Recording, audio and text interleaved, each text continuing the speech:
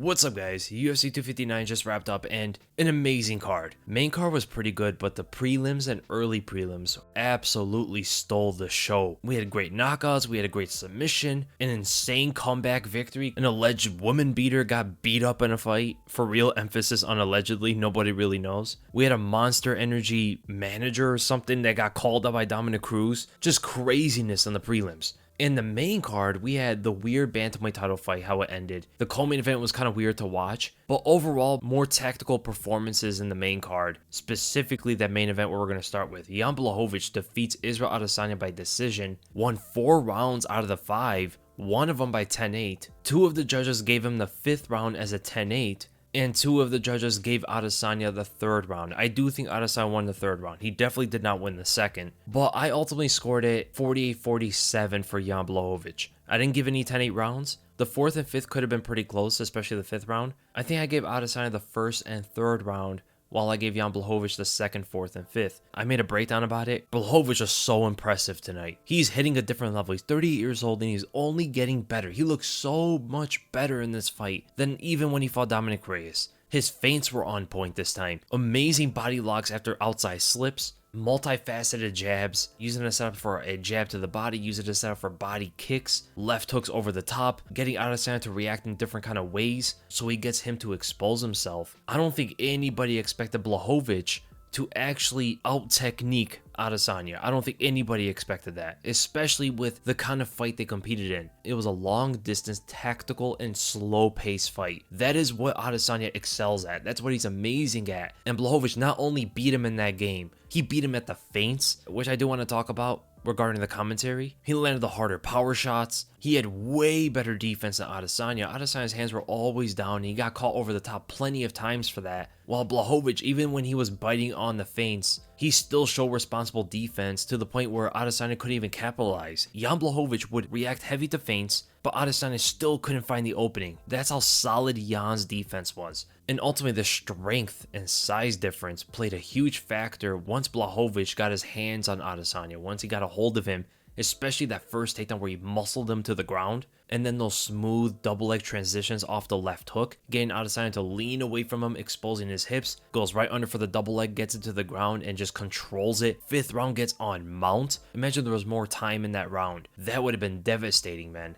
And all credit to Adesanya. I mean, he came up to 205 pounds, he tried it out, he lost. No shame in that, to be honest. Jan Blachowicz is shaping up to be, a special fighter in the UFC. He has a really good streak going on, and you can argue that he is the greatest European fighter of all time. Now let's talk about the commentating here. It didn't really follow the trend of how usually the commentators go, especially Joe Rogan, who generally likes to talk about the underdog, right? He has this underdog bias to his commentating usually. For instance, whenever Khabib is fighting, or Felicia Spencer versus Amanda Nunes. There's plenty of examples, right? But I don't know why he didn't go that route for tonight. Why didn't he talk about Jan Blachowicz? He was such a big underdog coming into this fight. But all the talk was about what Adesanya was doing. There was so much talked about his feints. Yeah, his feints were being effective in the sense that he was getting a lot of reaction out of Jan, but he wasn't winning the striking because of feints. You cannot win a fight through feinting. And when Adesanya would feint on Jan, you'll see Jan feint on Adesanya, who also gets a big reaction out of him,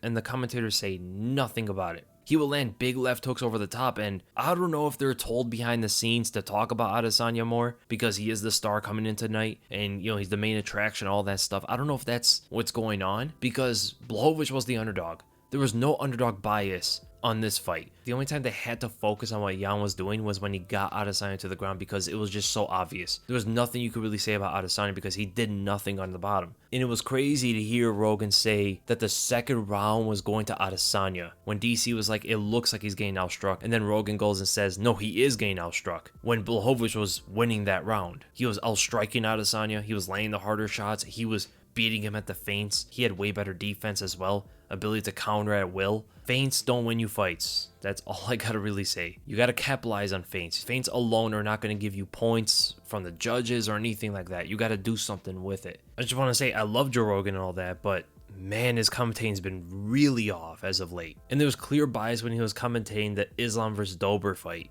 He flat out went on and said that he thinks Dober is the most underrated fighter in the UFC, and he literally only talked about Dober. No matter what was happening in the fight, he was just focused on talking about Drew Dober. no matter what. And it forced DC to focus on talking about Islam Makhachev because he noticed it. I know he noticed it because he was talking about Drew Dober a little bit, and then Rogan kept going on Drew Dober, and then you heard DC kind of like sway away from Drew Dober and just talk about Islam Makhachev to balance the commentating a little bit. And it's kind of sad to hear it. I mean, it's almost like you see a fighter who's over the hill and you want him to kind of just hang it up. I'm not saying I want to see Joe Rogan hang it up or anything like that. I'm just saying, like, it's clear. It's very clear. He's not on the same wavelength he used to be. Just like a fighter can lose his prime, I guess, or decline in his skills, so can a commentator. And it's been a lot more consistent these days. When a fighter says that they want to retire or they're going to not do as much and they have one foot out the door, that same mentality is in commentating as well. And I honestly think with Rogan being around DC, he kind of drags DC into that same narrative with him, right? Because they're so close together, they're like friends, and they joke around and stuff, which I like that. I like when they're a bit casual on the commentating. But he also gets DC to say certain things that I know DC doesn't think. I know he does it because when he's not with Rogan, he never does this. DC is actually a very good commentator when he's kind of by himself or with someone else. I honestly think Michael Bisping's amazing. I think Paul Felder is phenomenal. John Anik's absolutely the best in the business right now. That's the team right there. That's the real team. But ultimately, amazing performance by Jan Blachowicz. Surpassed expectations. People expected a very different approach from him. Mainly pressuring early, trying to get it to the cage and take Adesanya to the ground. But he didn't do that, man. He did that later in the fight, which is crazy to think about. So it's clear cut what these two have to do next.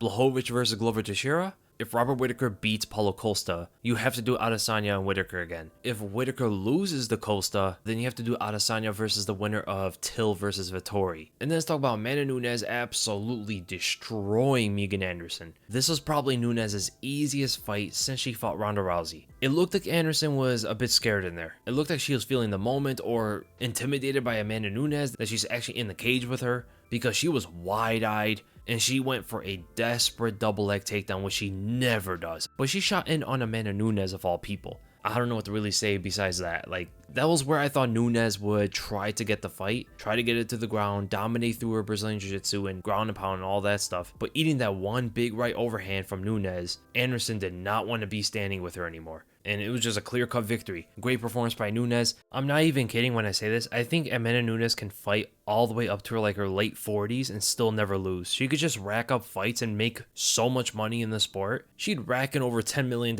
easy by the time she retires. But there is only one fight left for her right now. We have to do the third fight with Shevchenko. It's the only fight that's competitive. Most people still today think that Shevchenko beat Nunes. If you have anybody that the fans think beat Nunes, you have to do that fight again. Besides Jermaine Durandamy, who obviously showed to be the better striker in the fight with Nunes, nobody else comes close in any aspect of the game. So let's do it again. Amanda Nunes versus Valentina Shevchenko. And as for Megan Anderson, I don't even know what to do with her because there's like 3 fighters in the featherweight division. And I see it already and we have to stop it. Amanda Nunes is not going to fight and beat her male counterparts. She's amazing, but let's not do that. And speaking of our male counterparts, Aljamain Sterling beats Petr Yan by disqualification in the 4th round. Sterling was doing pretty well early on. For the first and second rounds, he was landing a few shots here, nothing super powerful, but just adding up points on the scorecards. I do think Petr Yan probably won the first round due to the knockdown. He landed that big right overhand as Sterling lowered his left hand, created a huge opening there. But second round was clearly Sterling's, right? Third round became a little bit more competitive. Petr Yan was starting to sweep him and take him to the ground, laying a few shots here and there, but Sterling was trying to keep that output. 4th round looked really bad for Sterling. It looked like Petr Yan was starting to take over, but that knee was really bad, man. I covered it in my breakdown, so I don't want to take up too much time talking about it, but it was a good call for a disqualification, especially if Aljamain Sterling cannot continue fighting, obviously. He wanted to, it seemed like. He was rocked. I think there was a bit of a language barrier and confusion for Petr Yan because we did hear Petr Yan's corner, at least the English speakers, tell him to punch. But thankfully, one of the Weasel gang here told me that one of his corner, who was speaking Russian, was just telling him to hit him. Just hit him. So he had to have picked up the Russian language, heard hit him, and he just threw a knee. That's kind of unfortunate, to be honest here. I mean, he has to learn the rules, and not only that, the corner, at least his Russian trainer, needs to be a little bit better on instructions, because the America Top Team guys were telling him to punch, do not throw knees. But then he went on and threw a knee. Rematch is going to be interesting. I think Petr Yan is definitely the better fighter, and I do expect him to win the rematch, although there are things that Aljamain Sterling can do in preparation, especially cardio work, to increase his chances in a rematch. So that's the fight they both have to do next. Then Islam Makhachev absolutely dominates Drew Dober and then submits with a Von Flue choke. This guy's grappling is insane. First thing I gotta say is, enough is enough. Get him a contender. This is going on too long, man. He needs to fight Tony Ferguson or Rafa dos Anjos. No more non-ranked opponents. He's crushing these guys. He's making it look too easy. Just outstanding work from Makhachev. I mean, his chain wrestling was superb. His trips in the clinch were crazy fast. And that armbar transition, man. I want to go back and watch that. That was a work of art. He's definitely one of the best grapplers in this entire division. And people are even more confident now that he is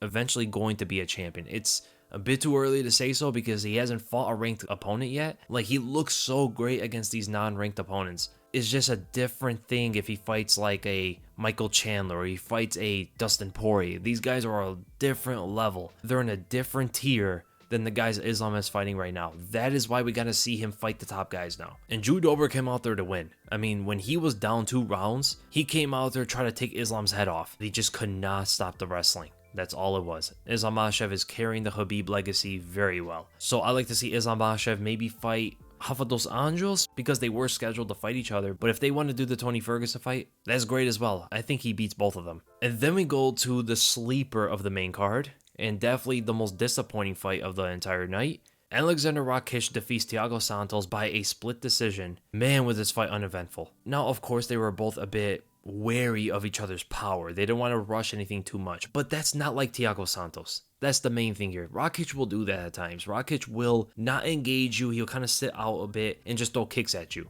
He was winning the fight, so he didn't have to change anything. Thiago Santos was the strange one here because he is usually a guy, no matter how dangerous his opponent is, he will come in there and throw his body into the fire. So to see him play that same game that Rakic was playing made the fight very lackluster because nobody expected Santos to fight that way. Now, it can obviously be due to the whole leg injury thing. He did fight Glover Teixeira though. He did have a fight after getting surgery. So he had a bit of time to get over that whole thing, but you can see he wasn't very comfortable throwing many kicks. Even when he blitzed forward, he stopped in his tracks very strangely. And that one wheel kick he threw at the end of the 3rd round, you see his knee actually buckle a bit. I don't think it's because his knee was injured. I think he just wasn't confident in throwing it. It was almost like he wanted to pull back halfway when he threw the wheel kick. And that is a bit unfortunate, man. So I had Rakic winning the fight on the scorecards. Not the kind of performance that Rakic wanted, especially with the main event turning out the way it did. But that's what happens sometimes. You get these knockout artists, exciting fighters, and you put them up against each other and they don't do much in the fight. So Rakic was ranked number 4 and Thiago Santos was ranked number 2. That means Rakic is probably going to go ahead to number 3 or number 2, but he will have to fight the winner of Dominic Reyes versus Yuri Prochazka, and that will be for the number 1 contender after Glover Teixeira fights Jan Blachowicz. And as for Thiago Santos, we could do the Anthony Smith rematch, or let's do Magomed Ankalaev versus Thiago Santos. That's the fight I want to see, man. Dominic Cruz looked amazing against Casey Kenney. Great form. I wouldn't say prime necessarily, but his movement looked great, especially after like the first 2 minutes of the first round. He started to get in the groove of it. Leg kicks, amazing angles, doing the usual Dominic Cruz stuff as Casey Kenney was just missing his strikes. He was going to the leg kicks, he abandoned them, he went to them again, and then he abandoned them again. It seemed like he kept getting re-frustrated every time he was missing punches on Dominic Cruz, and he tried to load up to the head, load up to the body, and most of them were just missing. I have to give Casey Kenney so much credit for stopping all of those takedowns. Judo is no joke to develop takedown defense. Strong hips, crazy balance, hard to hold down. That was pretty impressive from Casey Kenney. Great performance by Dominic Cruz for the most part, getting back into the win column. And he was ranked number 11. Casey Kenney was unranked. Who would I like to see Dominic Cruz fight next? Well, there's a lot of guys that he can compete with. I want to see Dominic Cruz versus Frankie Edgar. That's a fight that people wanted to see for a long time. I know Frankie's going to take a lot of time off, but Cruz usually does as well. Cruz usually doesn't return that quickly after fights. So let's do Frankie versus Cruz in the winter. If that is an option, if Cruz wants to come back really soon, they could do him versus Rafael Sansao or even Pedro Munoz. I like the Pedro Munoz fight as well. I know people want to see the Jose Aldo fight. I don't like that for Cruz, man. Aldo's style has always been a bit of a kryptonite for Dominic Cruz. Light kicks, insane takedown defense, superior boxing skills, power, speed. That's a hard fight for Cruz. Then Askarov absolutely dominated the Joseph Benavidez fight. He looked like he was sparring in there. landing right hands at will. Joseph Benavidez had very little defense to block those straight punches. He couldn't find his opening to get in on Askarov, telegraphing these huge winded up punches that were just missing the entire fight. And he has slowed down a bit. Benavidez doesn't have the same kind of speed he used to, and he's keeping that old school style that he's never really adjusted and never really evolved from. I do think he should think about retiring from here because the damage he took from Figgy was horrendous. And now getting completely outclassed by Askarov, it looks like Benavidez' time toward the top of the flyweights is over. So Askarov is going to have to fight the winner of Brandon Moreno versus Davis Figueiredo. And as for Joseph Benavidez, like I said, retirement if he wants to keep fighting. There's a lot of guys that are ready to take his head off. Kai Kara-France is there. Brendan Royval wants that. Matt Schnell is going to want that. There's a bunch of young guys waiting for someone like Joseph Benavidez. They're just salivating at the chance to fight him. And speaking of Kai Kara-France, he had the comeback of the night. I wish they had that as a bonus, man. He nearly got submitted multiple times on the ground by that rear naked choke, but he eventually stood up, peeled Rogerio off from the feet, and lined up that laser right hand as Rogerio looked like he was going to throw a left hook, straight beam looping, and that was the end of the show right there, man. Herb Dean was a bit late to that stoppage. Amazing performance by Kai Kara-France, man. I guess the fight that makes the most sense for him is to fight the winner of Matt Schnell versus Alex Perez. Tim Elliott had a great performance against Jordan Espinosa. It looked like it was a bit dicey early first round for Elliott, but a clear grappling difference there, controlling the half guard, riding it out, landing big ground and pound, especially in that second round, and threw out some allegations at Espinosa in the middle of the fight. For people that didn't hear what they had to say, Tim Elliott pretty much called Espinosa a woman beater, said something like she messaged me and stuff like that, and Espinosa didn't deny it. He said, you don't know the whole story. Elliott said, I know enough, and then Espinosa said, you don't know anything. So that came out of left field, and don't want to believe accusations without any kind of evidence, but that was a very strange exchange from both of them, and Elliott just carried on that pressure the entire fight. Then we had Kenney and Nzechukwu knocking out the prospect, the undefeated Carlos Ulberg. This was pretty wild. So Ulberg is putting it on Kennedy the entire first round. Power punches going to the body, going to the head, different kind of strikes, and Kennedy's just covering up, taking all of it, absorbing every heavy blow he could. Rope-a-doping a bit, comes back in the second round as Ulberg gassed himself out, and Kennedy starts letting his hands go a bit. He starts using his long reach, brawling it out with Ulberg. Ulberg has lost his power, and Ulberg showed no defense at all, no head movement, his hands were low, and he just didn't have the power to knock out Kennedy, so it just became a very bad combination. Took a wild right hook to the jaw, and that put him out, man. So overall, an amazing night of fights. I could go hours talking about the card, but I am extremely tired. It's actually 7 in the morning right now. Still haven't slept. So I hope you guys enjoyed the video, and if you did, make sure to thumbs up, drop my comment, make sure to subscribe, and I'll see you guys in the next video.